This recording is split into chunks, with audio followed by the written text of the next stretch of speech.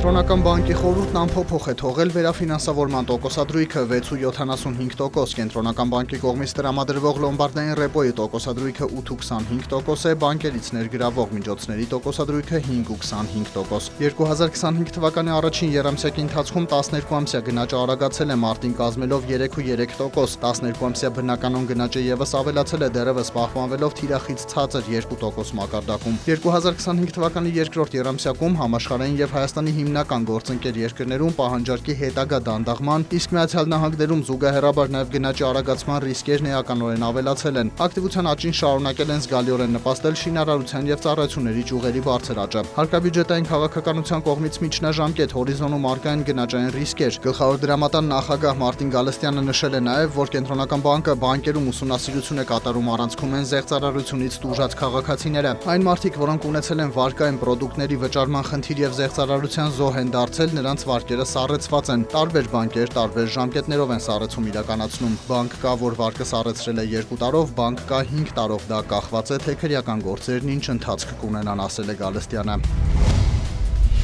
4 ամսում կիսամյակային պլանի 70.5%-ն ապահովվել է, ՊԿ-ն ամփոփել է հունվար-ապրիլի հարկային եւ մաքսային եկամուտների տվյալները։ Բյուջե է մուտք եղել 948.7 միլիարդ դրամ, ինչը 14.5%-ով ավելի է 2024-ի նույն ժամանակահատվածի ցուցանիշից եւ 21.5%-ով 23-ի հունվար-ապրիլից։ Հունվար-մարտի համեմատ աճի տեմպն արագացել է։ Միայն ապրիլին 2024-ի նույն ամսվա համեմատ վճարված հարկերն աճել են 16%-ով։ Առաջատար հարկ վճարող առաջին երկու ճյուղերը մանրամեծածախ առևտուրը եւ մշակող արդյունաբերությունն են, հաջորդում են ֆինանսական եւ ապահովագրական, տեղեկատվական տեխնոլոգիաների, էլեկտրականության ու գազի, նաեւ շինարարության ոլորտները։ Ընթացիկ տարում նախատեսված է հավաքագրել ավելի քան 2.7 տրիլիոն հարկ եւ տուրք, առաջին կիսամյակի համար պլանավորված է 1 տրիլիոն 346.6 միլիարդ դրամ։ 4 ամսում այն կատարվել է 70.5%-ով։ ՊԿ 4 ամսում տնտեսվարողներին 101 միլիարդ դրամից ավելի գումար է վերադարձրել ավելացված արժեքի հարկի գծով։ Արդյունաբերություն, գյուղատնտեսություն, դեղագործություն, տեղեկատվություն եւ կապ, տրանսպորտ, էներգետիկա, զբոսաշրջություն ցանկը մեծ է։ Հայ-վրացական տնտեսական հարաբերությունները երկու երկրների կառավարությունների ուշադրության կենտրոնում են։ Դրանք նոր հարթություն բարձրացնելու համար է Երևանում անցկացվում Հայաստան-Վրաստան գործարար համաժողով։ Նման օրինակ ներկայացուցչական համաժողովները ոչ միայն առևտրատնտեսական հարաբերությունները խթանելու միջոց են, այլև կարևոր հարթակ երկխոսության եւ փոխճանաչելիության բարձրացման համար, բացման խոսքում ընդգծել է նախարար Գևորգ Պապոյանը։ Նա հյուրերին ներկայացրել է Հայաստանում ստեղծված բարենպաստ ներդրումային եւ գործարար միջավայրը եւ ընդգծել առկային շատ լավ նախադրյալներ վրացական ներդրումների ներգրավման համար։ Այսօր մեր երկրների միջև արդեն 30-ամյա միջպետական հարաբերությունները թևակողել են որակապես նոր փուլ եւ դինամիկ զարգացում են արձանագրում ամենատարբեր ոլորտներում։ Խոսքերից վառ վկայությունն են Հայաստանի Հանրապետության եւ Վրաստանի ղեկավարների պարբերական, պաշտոնական եւ ոչ պաշտոնական հանդիպումները, որոնց ընթացքում հնարավորություն են ձեռնում անդրադառնալ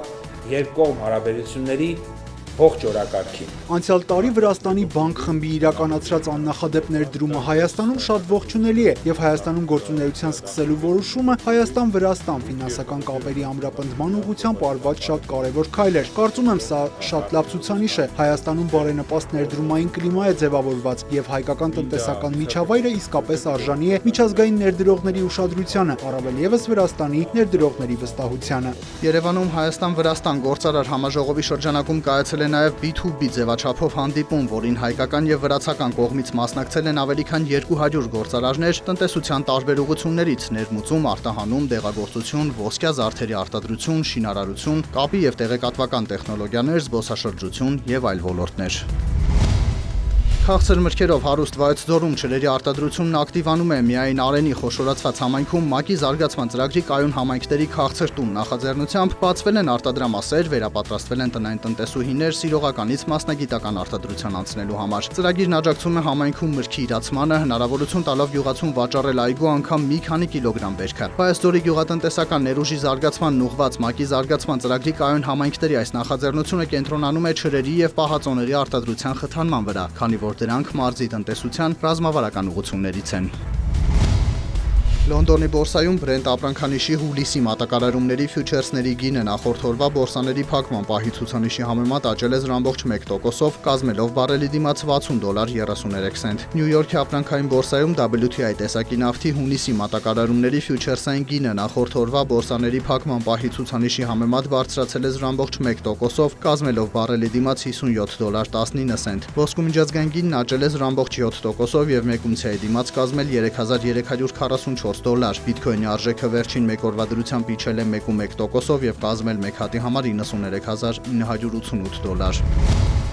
Հայաստանի կենտրոնական բանկը տեղեկացրել է, որ մայիսի 6-ի տվյալով ամերիկյան դոլարը միջինն արժեցել է 389 դրամ 46 լումա, եվրոպական արժույթի գինը կազմել է 440 դրամ 99 լումա, ռուսական ռուբլու արժեքը սահմանվել է 4 դրամ 80 լումա։